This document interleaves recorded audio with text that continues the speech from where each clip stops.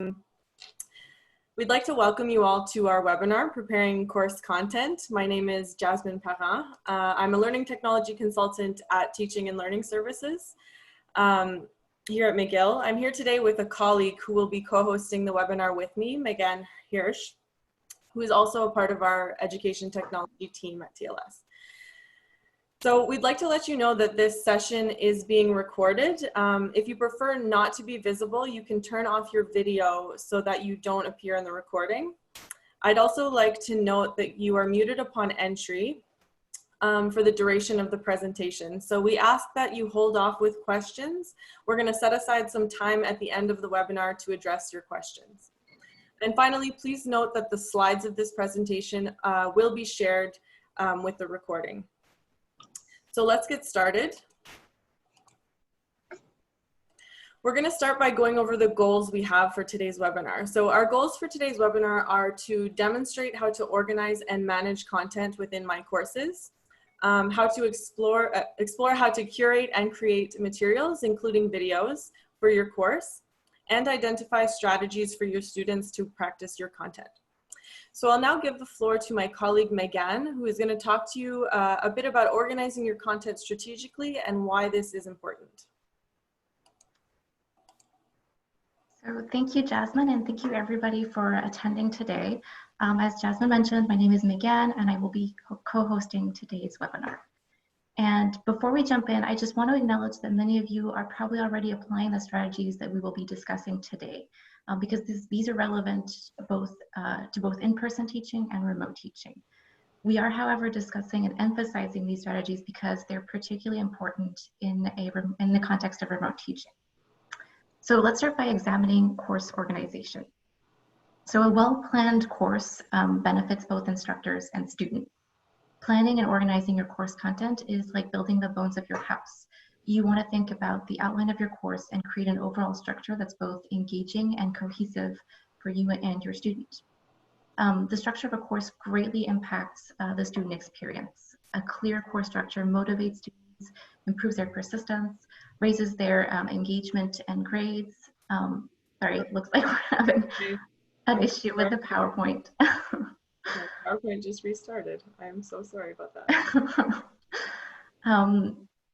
But yeah, so students in effectively organized courses are able to spend their time focusing on learning because they know what they're supposed to do and when. And this planning is also key for you as an instructor. It allows you to determine what type of content you will include and in what order you'd like to share it with your students. This planning saves you time by avoiding curating or creating unnecessary material.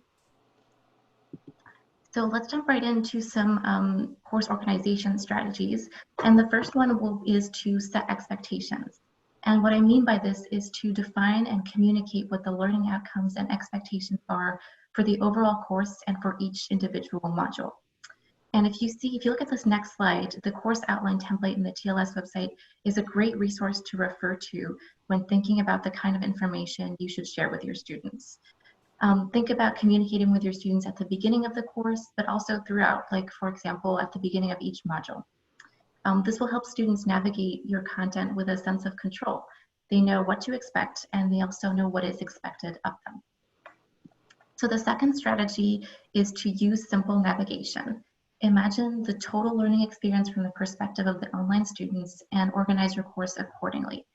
Online students can become confused or frustrated if they find it challenging to simply navigate your course. When students use a lot of their cognitive resources just figuring out how to access course materials, they have few left for the content itself. So an example of course organization would be, for example, chronologically. And if we move to this next slide, you'll see what this actually looks like in my courses. So this course is organized by week. The instructor has created a module for each course week. And another example would be that you can organize your course by topic. So grouping materials addressing the same theme or topic together. And a final example, you can organize your course by type of content, grouping your content into similar types of materials such as activities, readings, etc. And you want to think about choosing the titles for your modules in a way that will help students understand the structure of your course. Is the course built around a central question, a series of themes, a theoretical framework? Use your navigation to communicate the structure of what you want your students to learn. And the third and final strategy is to stay consistent. This is very important. There are many different ways to organize your course, but once you choose a strategy, the best thing you can do for your students is to implement it consistently throughout. And so like in-person students who get in the habit of going to class at the same time in the same place every week, online students need to form those habits to maintain consistent performance across the semester. So use consistent structure and naming conventions for content, assignments, activities, etc. And this course is a good example. You can see that it's organized in module by weeks, and each module is consistently named using the week of the course and the topic addressed.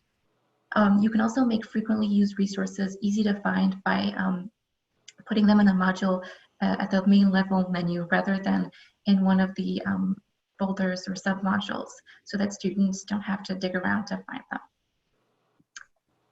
So now that I've given you some ideas on how to organize your course, let's look a little bit at what the tools in my courses, my courses you can use to do this. Oh my goodness. I'm sorry, it looks like we're experiencing some tech issues. Yeah, I'm not sure what's going on here, but I'll get back to that slide.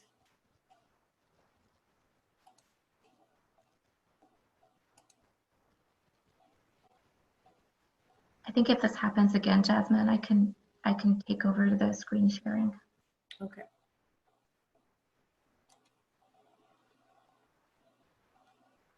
Sometimes these updates have a mind of their own. They do, and they happen at the worst times usually. There we go. Okay. So in my courses, your content is organized into modules and submodules, which act as folders and subfolders. In these are topics, which are your course materials, such as Word or PDF documents, links to files, websites, activities, etc. So for example, if you're organizing your course by week, your first module would be week 1, and your submodules would be the various topics addressed during the weeks.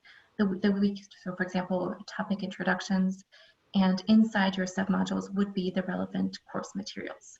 And these will allow you to really structure your content.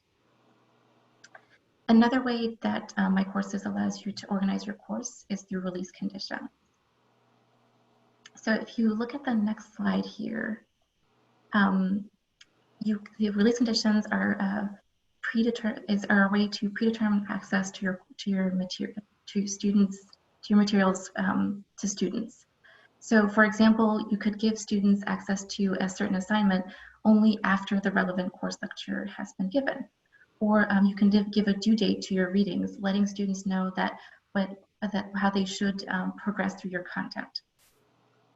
If students are working on a group presentation, you could release relevant information to their topic only to their specific group.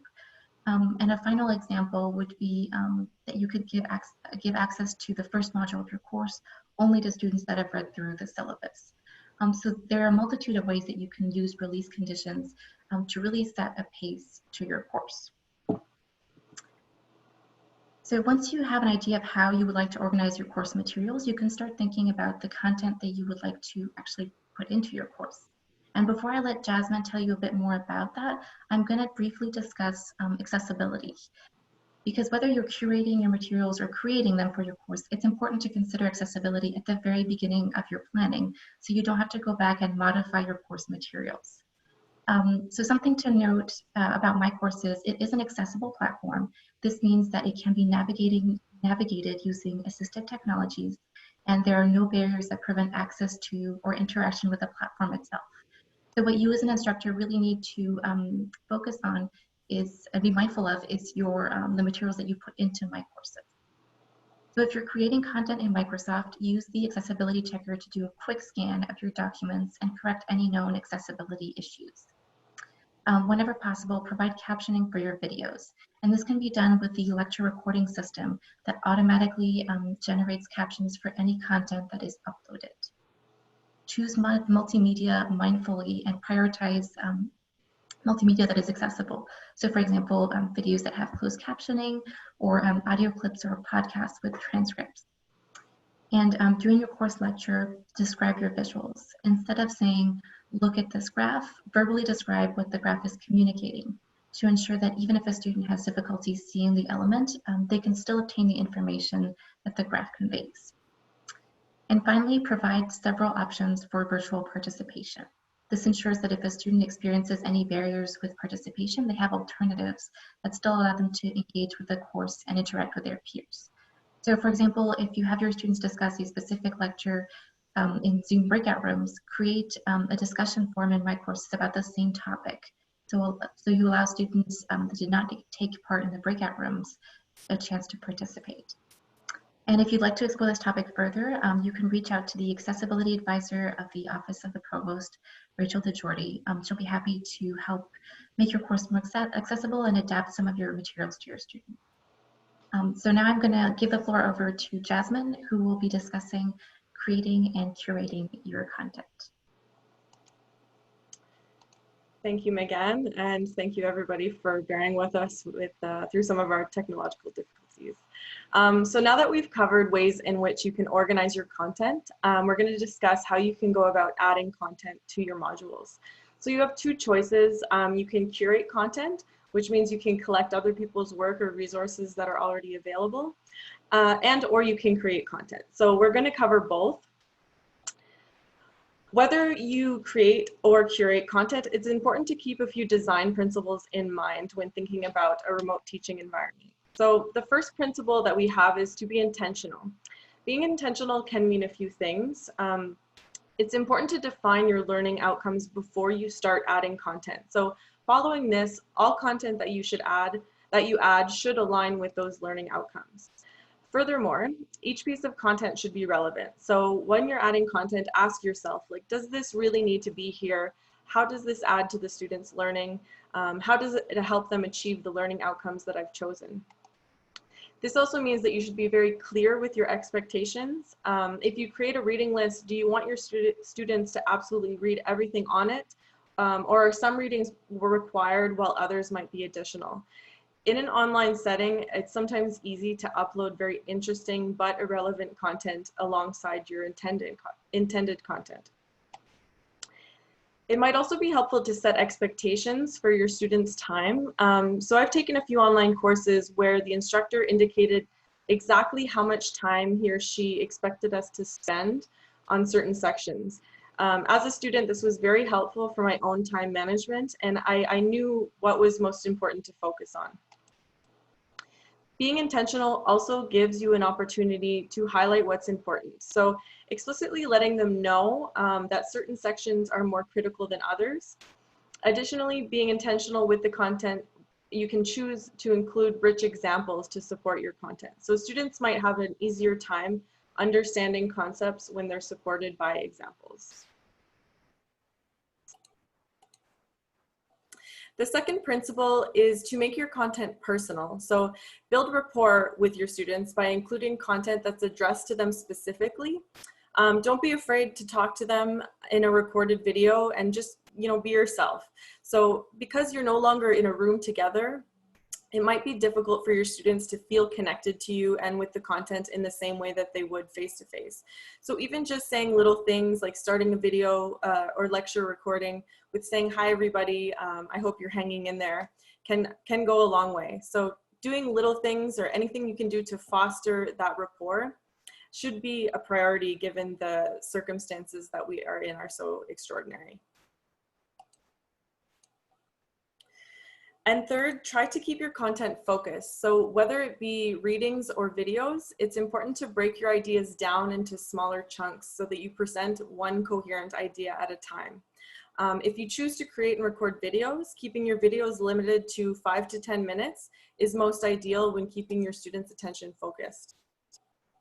It's also a good idea to break your content down with interactive activities, which I'm going to talk a little bit about later. That might include very short knowledge checks or opportunities for discussion.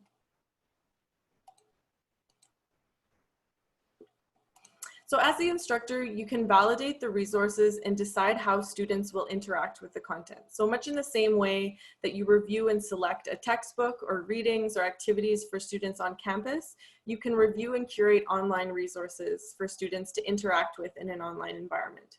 We encourage instructors to curate whenever they can. Don't reinvent the wheel. There's a wealth of really great resources that instructors can review and curate for students.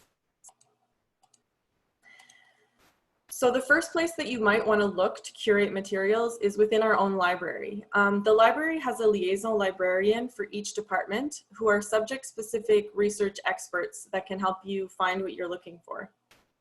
We highly encourage you to use the resources that we have.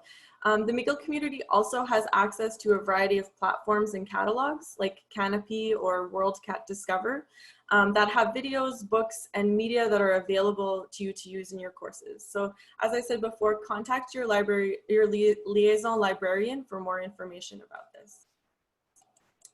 The next place that you can look are at open educational resources, so OERs.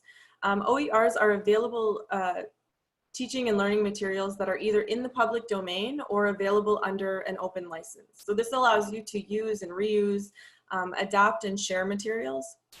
Your liaison librarian can also help you find openly licensed teaching materials like OERs. Some examples of well-known OER providers are Khan Academy, so these include educational videos, and OpenStax textbooks. In addition, there are many other free open resources that you might consider using. So YouTube and TED Talks, for example, contain a wealth of educational videos that you might be interested in sharing with your students.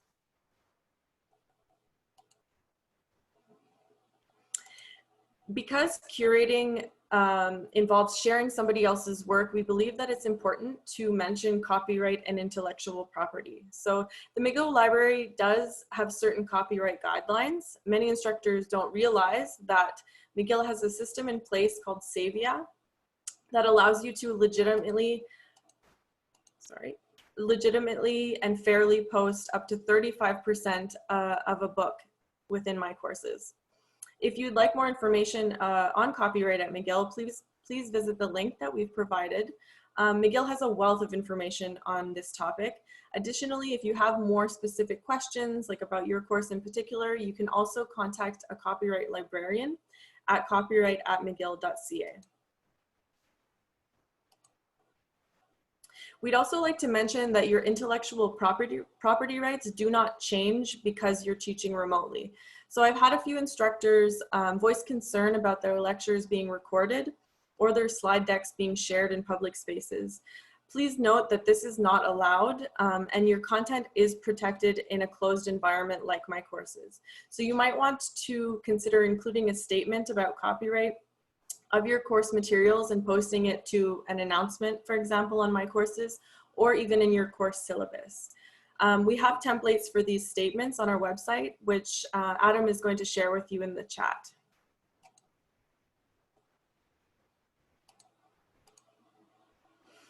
If you're unable to curate the information that you want to share with your students, you can always create it. Forms of content that you may already be familiar with creating include PowerPoint presentations or PDF readings. You may also be familiar with creating activities for your students. So since you're going to be teaching in a remote setting, a type of content that tends to be more popular in that context is lecture recordings and videos. So because of this, I'd like to focus on some best practices and strategies for creating videos in your course. Before diving in to creating video content, we suggest that you take some time to think about what you want to do before you actually do it. So first, you should determine what your goals are and what you want to achieve with a video. It's important to consider how your video will align with your course and learning outcomes. So what topics would you like to cover? What kind of video would you like to make? How will your video enhance the learning experience of your students? You can even map out a plan for your video. So for example, you want to produce a short video of a demo of a chemistry experiment.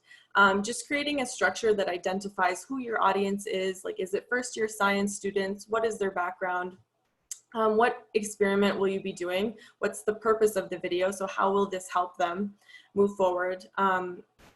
Do you want to consider making a short lab safety video before, or having like a bloopers type video of what could go wrong in the experiment? So it's important to give your video structure before you actually start recording it. Once you've established what you'll be covering and who your video will be for, you can decide on how you're going to go about creating it. So what equipment do you need? Do you need a special kind of camera? Can you use your phone? That's possible. Do you need special access to a lab, or can you do the recording at home? What software and technologies will you need? I'm going to be covering a few of the tools that are available for you to use in the next slide. And what do you want to do exactly? Or what do you want to say exactly, sorry. You don't need to write a script word for word, though it might be helpful, but you should have an idea of what you're going to say. So though it may seem like people's video content in educational videos are improvised, most of the time people have a very well-established script before they actually record. Before you start recording, you might want to also get feedback on your plan. So ask a colleague, you could ask a family member or anybody who has some time to review your plan. Depending on what type of video you're producing, it can sometimes be time consuming. So before putting in hours to recording and maybe editing, it's a good idea to make sure that your plan makes sense first. So does the flow of your ideas make sense? Does the video meet the goals that you originally set? And then when you're happy with your plan, you can go ahead and record your video. And keep in mind, before sharing, make sure that you review it again. This is also a step that you can get feedback at as well. Make sure that your audio is clear, that's very important, and make sure your pace is appropriate and that your content, including some visuals you might use, again, are all relevant. And finally, when you're happy with the final product, you can then share it with your students. There are some options in what tools you can use to create lecture recordings or videos for your course. So it really depends on what your needs and your plans are.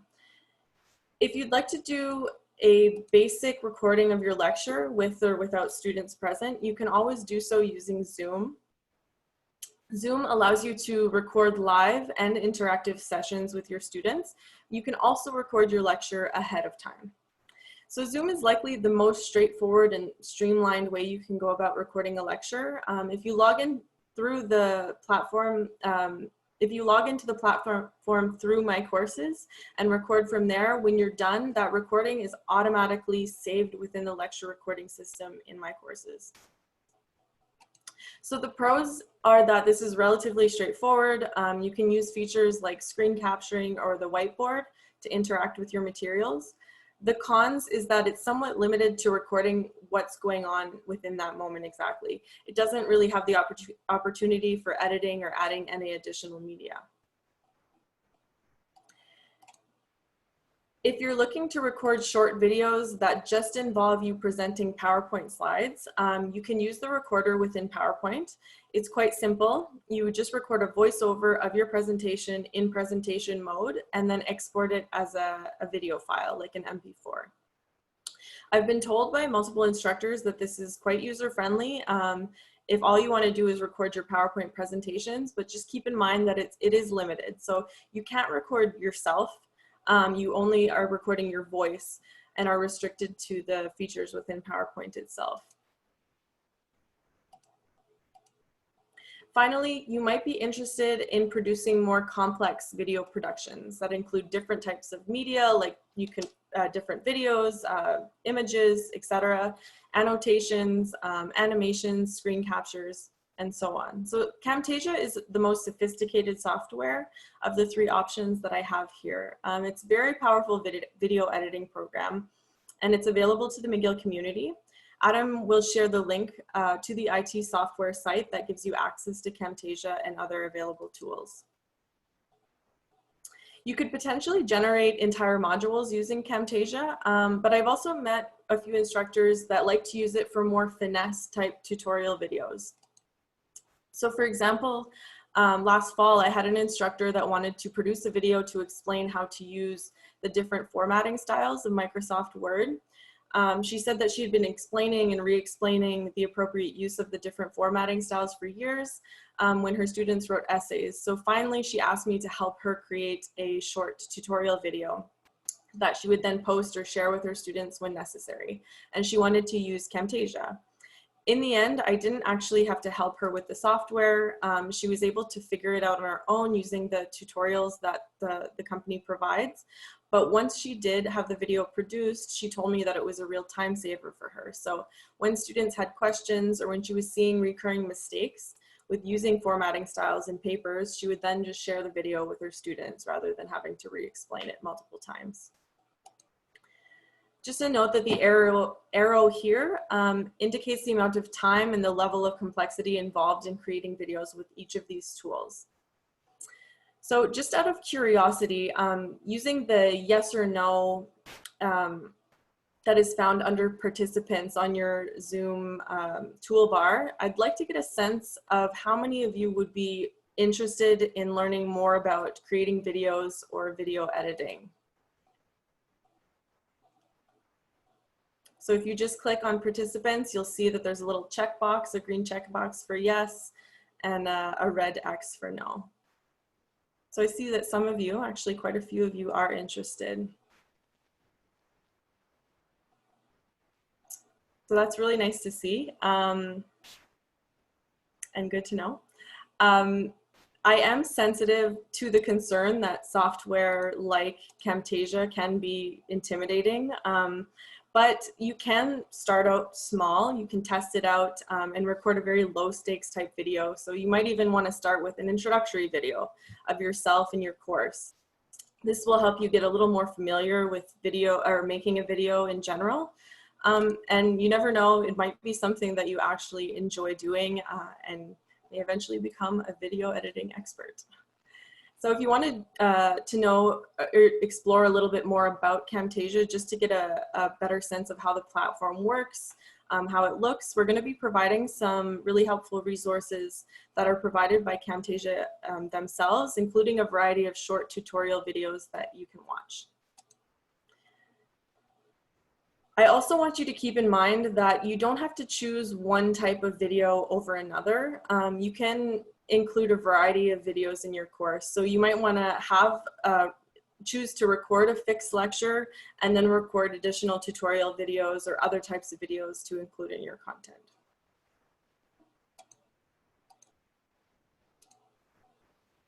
Regardless of what you use to produce your videos, the best way to share them with your students is through the lecture recording system in My Courses. So as I said, if you record with Zoom within your course in My Courses, your recordings will automatically be uploaded to the lecture recording system. Captions are also automatically added to your video as well. If you record elsewhere like PowerPoint or Camtasia and produce a video file, you'll be able to upload your video to the lecture recording system manually. At this moment, I realize that the videos here must be viewed within the lecture recording system, but in the very near future, like within the next few weeks, there will be an integration with the content tool within My Courses, which will allow you to host your videos in the content section. So that students don't have to move back and forth between the content tab and the lecture recording tab. Everything will be within the content tab, or you can make sure everything is within the content tab. So the third section of the webinar, we're going to discuss creating opportunities for practice. So there are different strategies in which you can get your students to interact and engage more deeply with your content. I have an example here of a course, of an online course at McGill that uses strategies of adding quick and low stakes learning activities to the flow of the content. So as you can see in this module, particularly uses videos, about 5 to 10 minutes, staggered with self-assessment questions. So it's not the expectation that your course must look like this. Like, don't feel the need that you have to go into full production mode and produce entire modules using videos. But it gives you an idea of how you can break up your content pieces and have them reinforced by activities, short activities. So just to reiterate, rather than presenting long pieces of content and then giving your students knowledge checks at the end of a module only, you might want to consider staggering or alternating your content with an activity. So when I say content, I really mean your course materials. Content itself doesn't have to be videos, as you saw in the example, but it can also be PowerPoint slides, readings, articles, videos, websites, etc. The activities are interactive pieces that allow your students to practice their understanding of the content. So they're active learning pieces, and they can look like a few things. So as you can see here, activities can be self-assessment questions like you saw before, but they can also be quiz questions, a survey question, or perhaps a discussion prompt. So short activities like these give students an opportunity to check in with their learning, but it also shifts their focus from learning or reading passively to being a little more active. You can use these types of activities as knowledge checks, as I said, after you present an idea, but you can also use them to get them thinking about the next content piece that you're going to present. So in conclusion, when preparing a course, you want to start by determining how you want to organize your content, really create the bones of your course. Think about how the structure will impact your students' learning experience and what would be the most engaging and effective way of exposing them to your content. Make sure your organization is explicit, easy to navigate, and create a course rhythm by following a similar structure for each module so students know what to expect. Then curate materials before creating them. So use existing materials whenever possible. There is a huge and rich selection of pedagogical materials available online. The McGill Library has many online resources as well as a full staff of librarians that can help you find what you need. And once you've determined what existing content you will be using, you can go on to create additional content that you were unable to find elsewhere, such as PowerPoints, videos, readings, activities, assignments, etc. And finally, think about including some low-stakes activities within your course. You've created or curated high-quality content, but it's important to give your students the time to think about what they have heard, seen, and read. And this preparation will allow you to create a rich and engaging learning experience for your students. So we've given you a lot of information today, and a good next step would be to start by exploring the My Courses platform and gain familiarity with some of the functionalities discussed here. So if you're new to My Courses, you will find the My Courses Essentials to be a very helpful tool to get you started. It's a self-paced tutorial that includes descriptions of the most commonly used tools in My Courses, including best practices and links to step-by-step instructions. So you can navigate through this as a full course, or you can just refer back to it when needed while you're setting up your own course. And I'd also like to remind you that this webinar is part of a series, and you can register to the others in this series on our website, on our TLS website. I think Adam will include the link in the chat. And this session was recorded, so it'll also be published on our website, as well as a series of links to tools and resources that are relevant to today's session.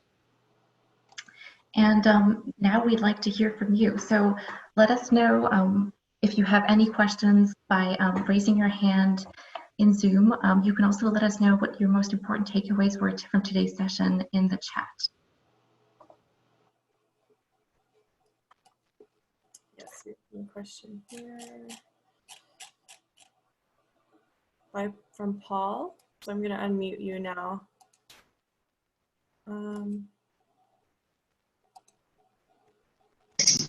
Oops, sorry. Or can you unmute yourself? There we go. Yeah. Can you hear me? You have a little bit of static, Paul. Oh, sorry. Can you make all my words? I'll make it quick. No? We have a bit of trouble hearing you. Maybe it'd be best if you posted the question in the chat. There's a little bit of feedback.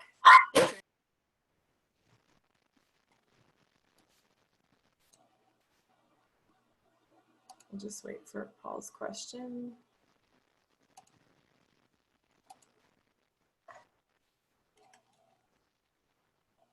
Does anybody else have a question while we wait for Paul to write his out? Darren? Hi, can you hear me now? Yes, I can hear you. Thanks.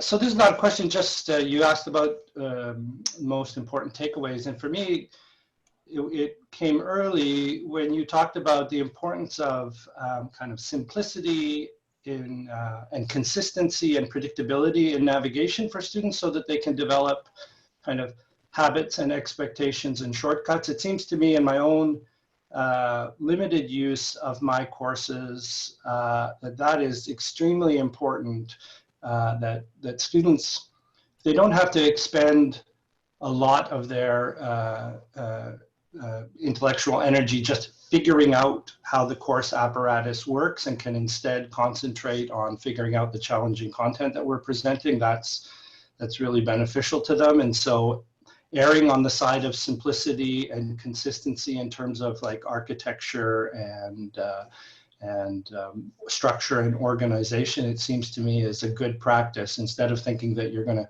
make your course better by adding more bells and whistles, more complex things. Instead, I think its quality is improved through simplicity and consistency, in my experience. So that, I would appreciated that that message. Absolutely. Yeah, that's exactly, yes, that's a great point. Thank you for thank you for saying that. That's really important for our students. Here, I'm just going to lower your hand. Oh, so I think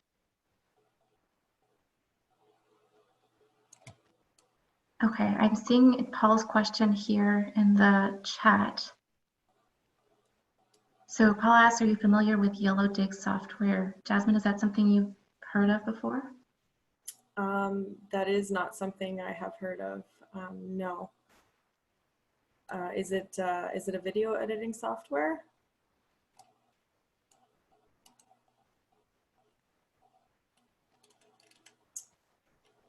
I'm just looking for any more questions.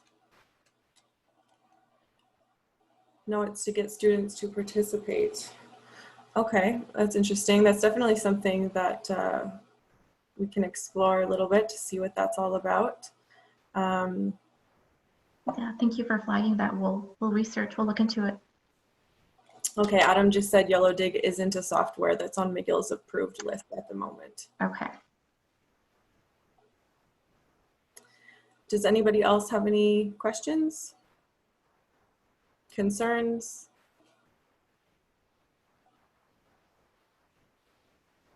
Oh, I think Catherine Bradley, I see your hand is up. Let me unmute. Okay. Hi. I've been actually working on something where we're test teaching this afternoon, just a small group of us, and I've been trying to figure out how to seamlessly use a video from YouTube. And thank you, Adam. I've been privately messaging him about this as well. I'm using a PowerPoint. I'd like to link it into the PowerPoint, but I have an older version of PowerPoint, so that's not going to work seamlessly. And I notice when people try to use a YouTube video and they have it where they're just going straight from the internet on it, there's, in general, there's a lot of sort of fumble. It's hard to do it seamlessly. And that's something I really would like to figure out. So if you could address that, that would be great. So you want to avoid going back and forth between your PowerPoint and using the web? All I want to do is be able to do it seamlessly. So, for instance, very often when people will switch to a video that's on YouTube, they end up inadvertently having to show the ads. You're not really at the start. There's screens opening and closing. And I would like to know how to do that with a bit more finesse. Well, my suggestion right off the bat, if you have an older PowerPoint and you're unable to upgrade it and actually embed the video, is just to have the video ready before the presentation. Make sure that that ad has already played for you before you even start that class or the video itself, so that it's ready to go. You could have it started maybe 2 seconds in, so that once you switch over, you only have that tab open, click play, and then once it's done, you go back to your video. It seems silly, but I find practicing and having these things ready, having a go at it before you do the video, before you do the presentation, is really sometimes helpful, just to have things set up so that you can streamline it yourself. Otherwise, I know that with the new versions of PowerPoint, if you embed a video, it will play automatically and it will skip the ads. You can even set it to play a certain part of the video. It doesn't have to be the whole thing. So that once you hit that slide, it'll start to play right away. Is that something we can get through McGill to upgrade software like our PowerPoint? I believe so, yeah, with the Office 365. You have access to it on the web, but you can also download the new version from there. Okay, I'll check into that. Thank you very much. You're welcome. Gail, I think you're next. I don't know if you can hear me. Can you hear me yet? Yes. We can. Okay, good. You unmuted me. Actually, I typed in one of my comments, but I have two. I think I have the most, so I'll deal with the person who just asked about seamless YouTube. You could invest a heck of a lot of time trying to make YouTube seamless. I used some TED Talks and YouTube videos at the end of last semester when it was totally remote for a class of 200. I would record it and then look back at my recording and discover the video wasn't captured. So what I did instead was I used that as one of those breaks in the lecture segment. Say, okay, so now here's been like 8 or 10 minutes. We finished this session. I encourage you now to go follow this link. And sure, there'll be ads and stuff, but it's not part of the regular lecture time. They can always, and I'm sure they're accustomed to looking at YouTube videos. And so I just decided to, whether it was a 2-minute video or a 30-minute video, I just made that separate. It was just easier. You could spend a lot of time and realize somehow the share didn't work. But of course, I was recording through Zoom. I tried recording through PowerPoint and it just wasn't working very well. And it seemed like the MP4s were bigger than in Zoom. I think Zoom does a better compression job. I also tried to figure out last semester how to do these captioning and couldn't. Adam has sent some links, but I would be really impressed if in one of these sessions you all actually played a very short PowerPoint with the closed captioning so we can see what it looks like. I have never seen this product. Yeah, that's actually a great suggestion. We do try to model what we talk about, so that might be something we should do with future sessions. And you would prove to us all that it can actually be done. Yeah, for sure. Of course. You can tell us to look like, up and show us. Even if you have everything perfectly set up and it works beforehand, as you can see during this presentation, even my PowerPoint restarted. That's never happened to me before. So it seems like these things sometimes do glitch often at times where you really don't want them to. So I am sensitive to that, but it is a good idea, and we should maybe model something like that, including a PowerPoint video. Yeah, that's a great Exactly. suggestion. And that's why I recommend to my colleague to keep it simple is, unless you have so much time that you don't know what to do with, keep a lot of the videos separate, and just, you could even put a link in that module saying, listing all the different videos as a further reference, so they don't have to wait and go through the lecture to find the link to the video. Exactly. Yeah. So then when you share your content afterwards, like if you share your slide deck, you can just have those links as resources. Yeah, that is a good idea. Thank you. So I think we're running kind of short on time, but we might have time for one more question. There's one hand up here. Maha? Yes, hello everybody. Thanks a lot for this interesting presentation. Very helpful. I have two questions. The first one is, how much of the content should be self-directed, like recorded? And how much, also the second question concern, if we are using a textbook that has the MindTap application, can we still use 35% of this textbook without the student buying the textbook? What is the application? Sorry. It's a MindTap. It's from Nelson. When the student purchases the textbook, they have the application for free, and it has the ebook and all the questions. It has a lot of resources. It's an application that comes with the textbook. Okay. And it's a very updated one. I couldn't find it on the library because it's the version of 2000, I believe, after 2016 that it comes with the MindTap. Before 2016, it doesn't come with the MindTap. So my question is whether I change the material because it's better not to maybe use only a textbook, given the fact that I will be teaching remotely. So maybe it's better to have resources on my courses. Right. To speak to, I feel like the liaison librarian for your department might be able to answer that type of question a little more clearly. I'm not sure what all of the copyright rules are off the top of my head, but I know that if you contact them, they'll be able to talk to that a little better than I can. But to answer your first question, how much material should you have recorded? How much should you have live? Was that your question? Yes. There's no real should here. It depends on what your outcomes are, really defining the purpose of the different types of videos you're going to use. It's up to you. There's no right way exactly to do it. It depends. It depends on your course. It depends on a lot of things. So I can't really tell you exactly what's right and what's necessarily wrong.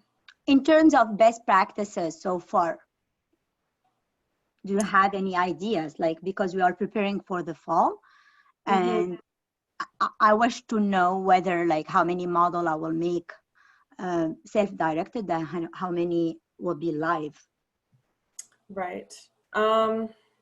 I know that, I know my course outcomes, I know the objectives of the course, I know the structure, I have all the ideas, but I have never really taught remotely.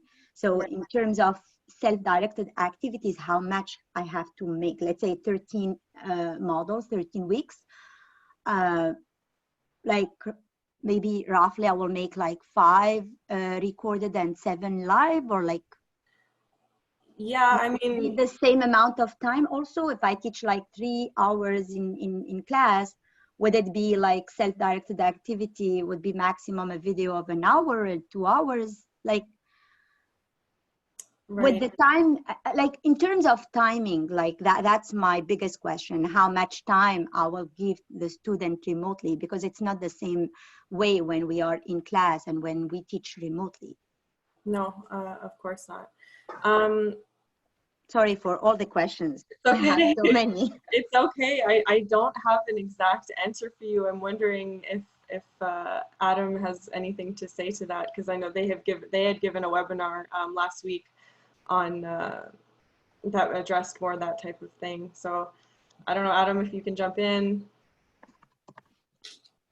Sure. I would just say that the best thing to do is to look at some of the resources that we have on our website regarding time and regarding the sort of contact hours and how you want to structure things. I would also advise you to look at the webinar from last week where we had some of that discussion, and also speak with your unit head. So that's exactly something that should go to your unit head, that you should discuss with your unit head directly if there are concerns or questions. You really want to look at how much time you have as in total learning time. So 39 hours of class in the old sort of non-remote teaching way translates into around 135 hours of total time when you look at preparation and actual class time from the past. So how you carve that up is going to be something that you'll have to think about, a combination of fixed and flexible activities. But that's something you can look, if you watch the webinar from last week or attend our webinar at noon, you'll actually, we'll actually go into that in more detail. Okay, so we've approached 10:50. We went a little bit over our time. I just wanted to thank everybody so much for being here and for all of your really great questions. Thank you. Thank you all. Thank you all. Have a great day. Have a great day.